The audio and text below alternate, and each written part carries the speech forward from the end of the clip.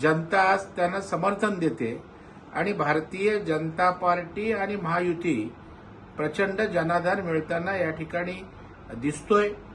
खरं म्हणजे मला पवार साहेबांना विचारावंसं वाटतं की एका बाजूला हुकुमशाही आपण बोलता, मग एक प्रकारे घराणेशाहीचं आपण समर्थन करताय. म्हणजे उद्या राहुल गांधीच्या नेतृत्वाखाली पुन्हा सगळेजण त्या ठिकाणी त्या घराणेशाहीला साथ द्यायला, त्यांचं नेतृत्व स्वीकारायला आपण मान्य आहात असं होतं.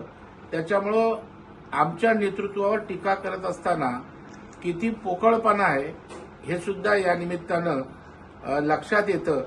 आणि प्रादेशिक अस्मिता भारतीय जनता पार्टीने प्रत्येक पक्षाची जपलेली आहे आणि तीही तुम्हाला संपुष्टात आणायची दिसतंय. खरं म्हणजे उद्धव ठाकरेंनी यावर भूमिका स्पष्ट करण्याची आवश्यकता आहे.